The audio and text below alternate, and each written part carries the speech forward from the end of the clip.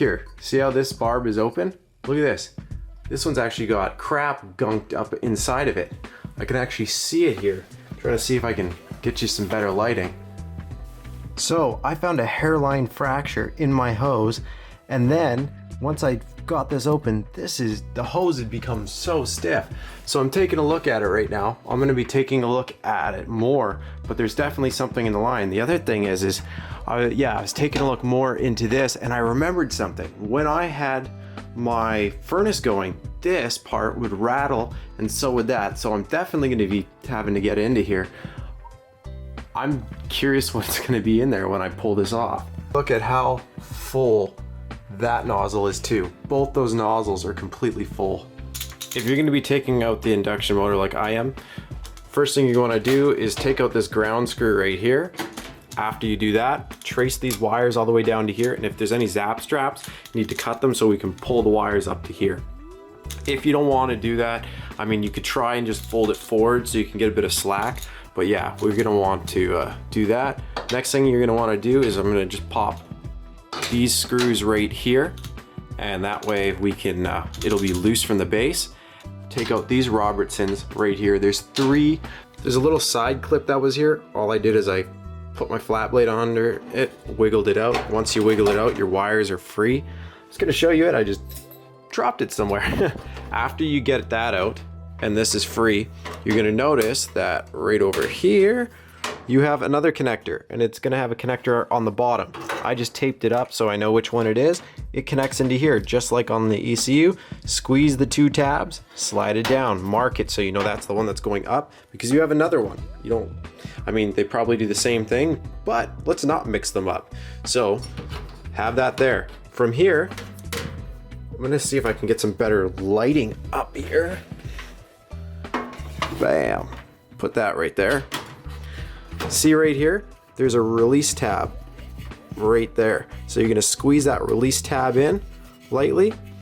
And when you squeeze the release tab, just from there, let's see if I can squeeze it from both sides. Could be a little tighter than that, but yeah, you're gonna work this out of the chassis so that way this connector is free. If you're looking inside the pipe, you're gonna see some white inside of it. If you see white, don't freak out. That's acid that builds up over time. All right, so if you're like, okay, I want to replace or take out those two pins for the induced blower motor, you look very closely. You see those two fins? You can see two fins on the plug. You have to use either a small flat blade or a pick tool, and you're going to squeeze them in. You're going to squeeze it in, and then slide the barb out. So the inducer was on there pretty good. So what I did is I lined it up on the hole so it would hold it a bit, and then I aimed it away from my ignition system here because you don't want to puncture this, obviously. Held it, and I was hitting her down, and as I hit it, not like He-Man strokes, but I was hitting it kind of good with a rubber mallet, and came right out. So now that that piece is out, I'll hammer that back up because it's stuck a little bit there, and now I can see what I want to do with that. Let's get this installed. You'll notice that the new one, the old one had a nipple up here. Well, the new one, I have it right here, just to kind of show you here. It had a nipple on the neck right here. Well, guess what? The new ones, they don't use that. So what we're gonna do is, see this one vacuum sensor here? You just delete it. Make this down a little easier. See how this one goes from here down to here? Remove this line from here, unplug this one from here, and plug it in so we can just delete this sensor out of the way. It's just part of a daisy chain. So if you take a look here, you'll notice that you have your screw holes from your old ducting. It's up to you what you want to do. Some people might try to tape it, but what I'm going to do is what they did before. I'm just going to take a pilot bit. I'm going to actually drill just pilot holes in the holes where this was. So that way I can use the self-tapping screws that are right here. They're almost like a self-tapper anyway. I'm just gonna drill it a very fine pilot hole so I can screw these in, and it'll sit nice and tight up along here. So that way it squishes the ducting in. As I marked it off with a pencil, as you can see, I got these little dark dots there. Then I put on my smallest pilot bit I have, pretty much, and I'm just gonna drill out those holes. Next thing I did is I just took a my screwdriver, put it on a screw, and then I pressed it on here and I self-tapped with the screwdriver, just basically threading these holes. You got your screws up here tied in, you got this all tightened up. You can put this back on, and then after you do that, you'll have your 2 motor wires. Now the other thing I gotta do is I gotta put that one back in. My ground used to go there, now they have it to a screw here.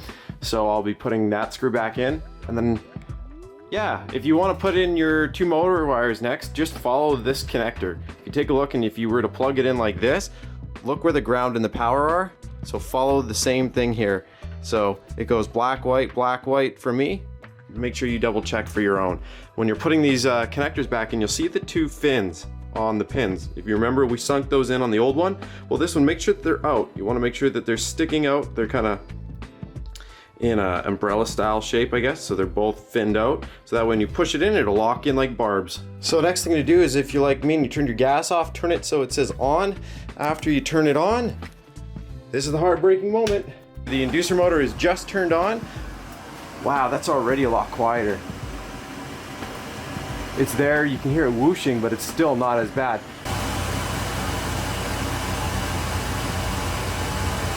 There's our ignition. See if we can get some gas.